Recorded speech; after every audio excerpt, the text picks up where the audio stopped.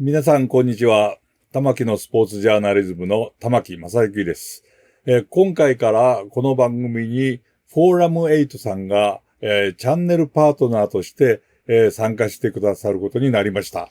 私は、実は、このフォーラム8さんの PR 誌、そこでずっと連載を7年間以上やらせていただいてまして、そういう関係もあって、この番組のスポンサーと言っていいと思うんですが、やってもらうことになりまして、これからも、さらに充実した内容をお届けしたいと思います。ということで、よろしくお願いします。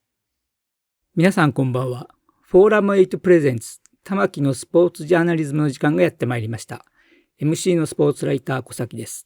このチャンネルはスポーツ文化評論家、玉木正幸が送る既存メディアとは異なる視点で、スポーツの真の問題点を取り上げ考える番組です。コメンテーターの玉木正幸さんです。よろしくお願いします。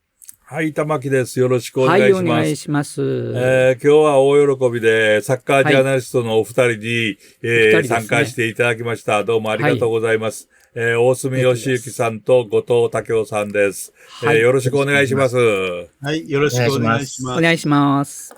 ということで、今週といいますか、3回に分けて、私の尊敬するスポーツジャーナリストというかサッカージャーナリストの方に、ぜひとも聞きたかったことがあったので、お聞きしたいと思いますが、日本のサッカーはなぜこんなに強くなったのかというテーマで、第1回目は J リーグが果たした役割が大きかったのかなと思いまして、それをどう思われるかということで、お聞きしたいと思いますが、まず大隅さん、はい、日本のサッカーはなぜこんなに強くなったのかというタイトルつけちゃったんですけども、はい。これタイトル間違ってませんか、別に。強くなりましたよ。よく、強くなったと思いますよ。本当に落ちる時代がなくて、停滞する時期もありましたけど、はい、右肩上がりに。はいはいはい。そう、右肩上がりというのは J リーグが生まれてからということで。そうですね。J リーグはもう決定的な要因だと思います。日本サッカーの100年の歴史の中でも J リーグが誕生したっていうのが一番大きな出来事だったんじゃないかと思いますけど。なるほど。1993年でもう30年ちょっと経ってますけれども、それが一番大きな出来事。はい。と言っても間違いないということですね。そうですね。はい。後藤さんいかがですか？今の大隅さんのように。これはね、サッカーだけじゃないですよ。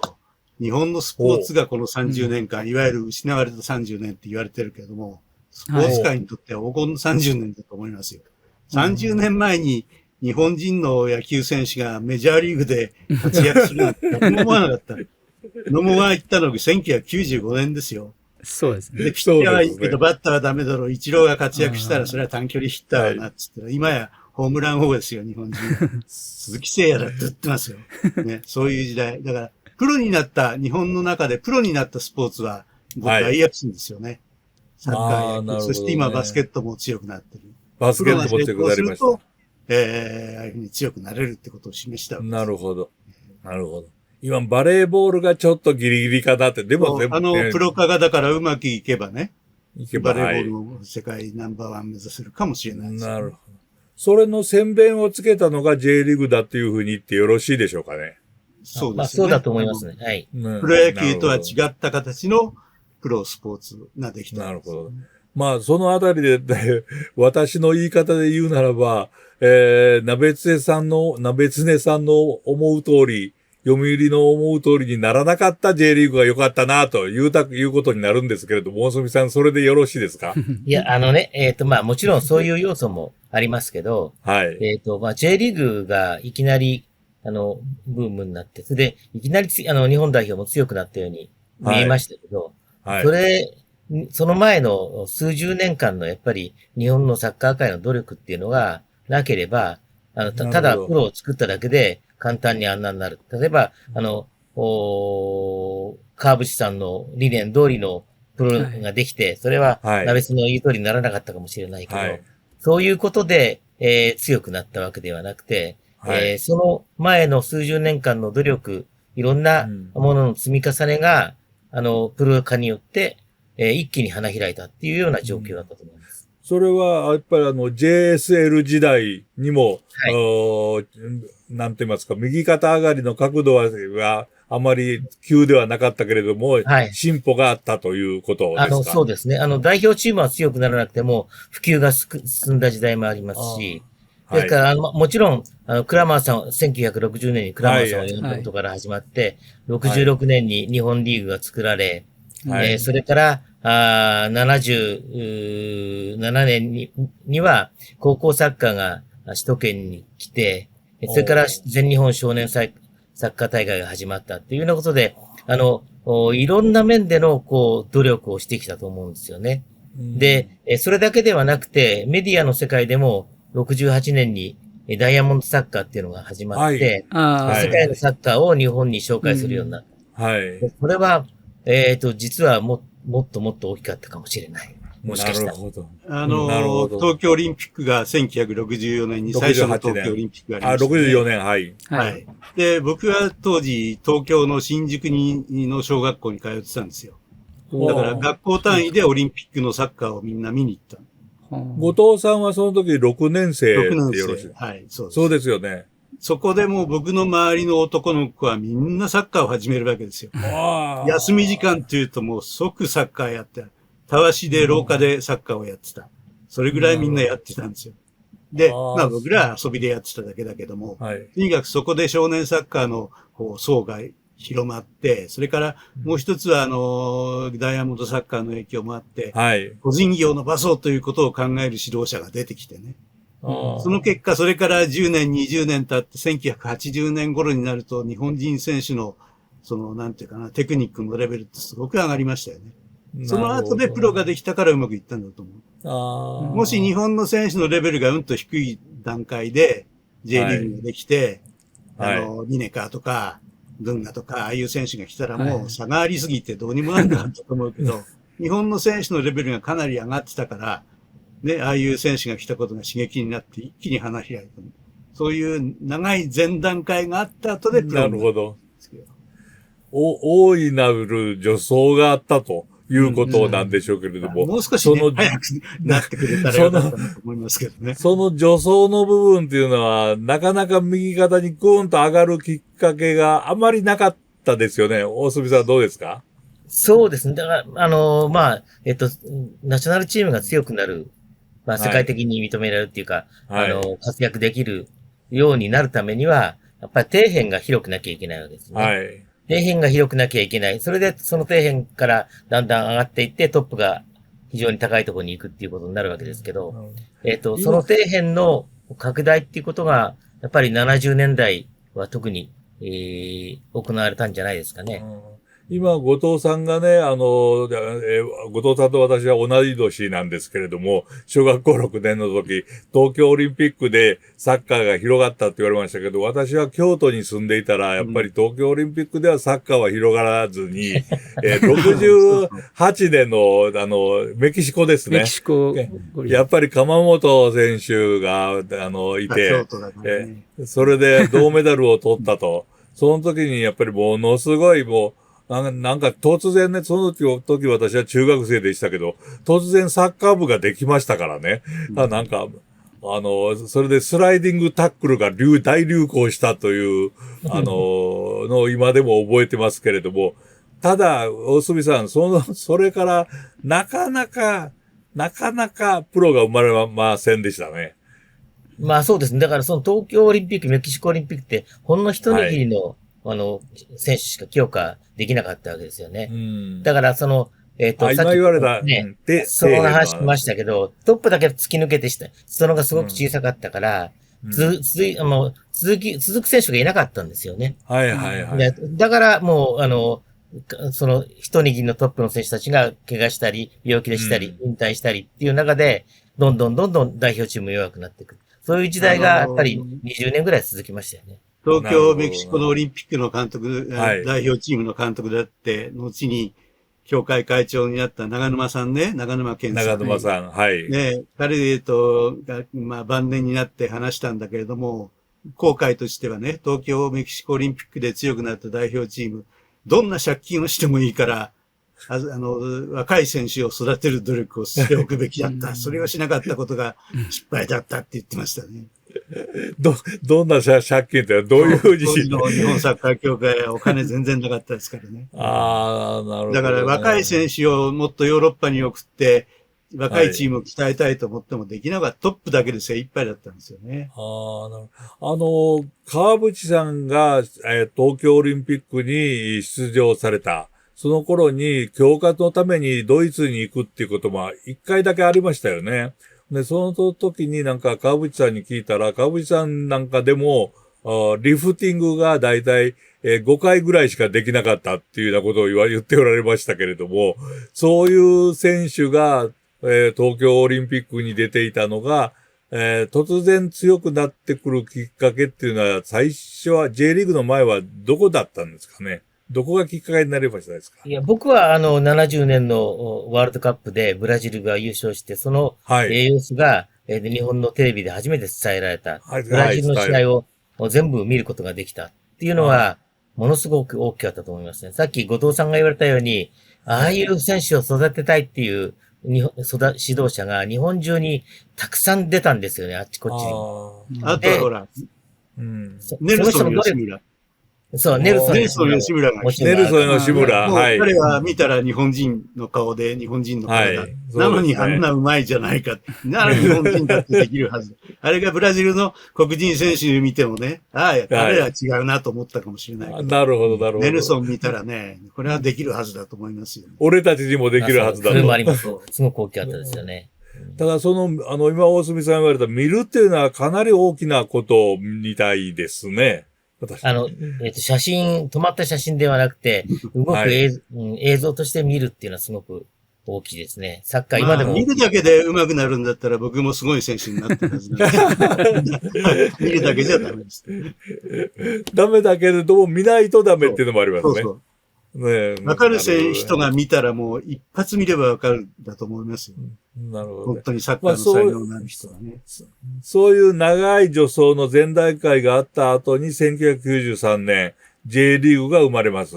その後も、それから30年ですけれども、突然強くなったんではなくて、最近なんか突然強くなってない気がするんですけど、大隅さん、そういう考えはないですか？最近。代表チームとしてはやっぱり2022年がやっぱりジャンプの時でしたよね。ああ、さあ、なるほど。ワールドカップはジャンプカタールのワールドカップが。はい。だけど、その前の段階で J リーグでは何やってたのかって言ったら、J リーグは際限なく拡大し続けましたよね。はい、拡大しました。最初は、なんだこれこんなチーム数覚えられないぞとか、新聞載らないぞとか言われても、平気で今60クラブありますけど、全国に広げた。それによって、サッカーで食べていける選手。それから、コーチ、記者も含めてですけど、記者はなかなか最近苦しいですけどね。増えてませんけど。だけど、そういう人たちがもう飛躍的に増えた。要するにサッカーのことだけ考えて、生きていく、生活するっていう人が増えたっていうことが、ものすごく、やっぱり、今に結びついてると思います。で、ほら、野球と一番違うのは、サッカーの場合、選手を J リーグクラブが育てるわけですよね。そうですね。高校や大学で出てきた選手を買ってくるんじゃなくて、子供の時から J リーグクラブが、こう育てていく。だから全国60クラブある、今ほとんどのね、都道府県にあるから、どういう地方でもこの才能をこう逃さないで育てることができるようになったっていうのが大きいと思いますね。というと、じゃあみんなJ リーグっていうとすぐに J1 の試合ばっかりを見ますけれども、そういうよりももっと広がりがあって、そこで選手を育てると。いうことが根付いてきたっていうことですね。J1、J2、J3 だけじゃなくて、その下の、例えば JFL とかね。JFL、はい。大学の、チームでも少年のチーム持ってね、育成やってるところありますからね。これはもう本当にもう30年でここまで来るかっていうぐらいこう、分厚くなりましたね、そういう層が。やっぱり30年でここまで来るかって30年の間の進歩としては、大成功というふうに言ってもよろしいですか？そう。いや、J リーグ自体が大成功かっていうと、ちょっと難しいですよね。難しい。はい。うん。それは、まあ今、世界の、10年後、20年後、30年後、こんなことを予想しました。なるほどね。でも、最近ね、まだあるかな、J リーグ潰れちゃってたらどうしようと思いませんでした。まあ、そうだけどね。世界の今トップのサッカーを見れば、はい。甚だしく、バカみたいに成功してるわけで、はい。それと比べると、お金の違さだけでしょ。まあまあ、そうですね。ただ、まあ、最近では、浦和レッズが残念ながらクラブワールドカップで2連敗してしまって進めませんでしたけれども、川崎フロンターレはアジアカップで、準優勝ですよね。アジアカップでなんか、2億円ぐらい、賞金が出たというので、川崎フロンターレは大喜びしてたみたいですけれども、やっぱり、これなんかもやっぱり強さというふうに判断していいんですかね。大杉さんいかがですか？ヨーロッパのクラブがなぜ強いかっていうと、お金の力で世界中の代表クラスの選手がみんな出てきちゃうわけですよね。ブラジルやアルゼンチンの代表選手みんなヨーロッパでプレーしてるわけでしょ。日本の場合はもうみんな代表クラスの選手がどんどんヨーロッパに連れてかれちゃってる。その残りの選手でやってるのにあれだけ戦えるってすごいことでしょ。ああ、そうです。アジア川崎フロンターレ、アジア大会の時にクリスチャン・ロナウドを止めた高井君は、非常に素晴らしかったと私も思うんですが、そういう評価で間違いないですか？お父さんいかがですか？もう本当にすごい世界的なディフェンダーになる選手ですね。それ、大隅さんいかがですか？そういうのが J リーグでも育ってるという。そうですね。まあ、さっき、まあ、後藤さんが言ったように、サウジアラビアのクラブは、今、世界的な選手をもう、チームの3分の2ぐらいいるわけですね。そういう相手と平気で戦って、まあ、なんとか、チャンスがあれば勝てるっていうようなことをできるっていうのは、やっぱり、日本の選手たちの、やっぱり質の高さだと思うんですよね。それが、J リーグの J1 のクラブ、J2 のクラブぐらいだったら、十分できるようになっている。まあ、昨年度の ACL で、J2 の甲府が、ワンフォーレ甲府がグループリーグ突破し、1位で突破して、ラウンド6に進みましたけど、それを見てもわかるように、日本の選手層の厚さ、質の高さっていうのは、もうアジアでは飛び抜けてると思いますね。しかも川崎フロンターレは全部アウェーですからね。そうです。あれはね、にも決勝大会全部サウジアラビアでやらされてる。あれひどかったですよね。あれ、おまけにスケジュールは。勝ってたですよね。ね、スケジュールフロンターレ中2日ですよ、全部あれ。なのにあってあれだけ戦ったんですからね。はい。でもまあ、その時のフロンターレの作ったYouTube のようなものを私も見たんですけれども、クラブ自身もすごくなんか整ってきたというか、遠征する時の準備であるとか、それから食事であるとか、そういったものがもうすべて当たり前としてレベルの高いものをやってるなって思うようになったんですが、そういう評価は間違ってないですか？後藤さんいかがですか？大隅さんいかがですか？すいません、後藤さん。いえ、どうぞ。それはね、日本サッカー協会と J リーグがかなりサポートしてるっていうことだと思う。単独のクラブで海外遠征するときにまだまだ代表チームと同じようにはできないですよね、やっぱり。なるほどね。だからそういう意味では、今の ACL はサウジアラビアのおかげで賞金がすごく増えました。高いですね。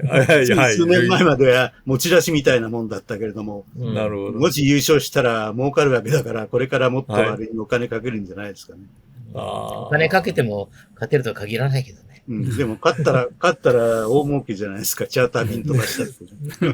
まあ、そういった中で J リーグが本当に日本サッカーの底上げもして、選手たちも育てたということは、もう十分わかりましたけれども、さて、その中から選手がヨーロッパでどんどん活躍しているのと、日本の野球の選手がメジャーリーグに取られてるのと、盗まれてるのとはどう違うのかななんて私は常に思ってるんですが、そのあたりは次回、ぜひとも、ゆっくり話していただきたいと思います。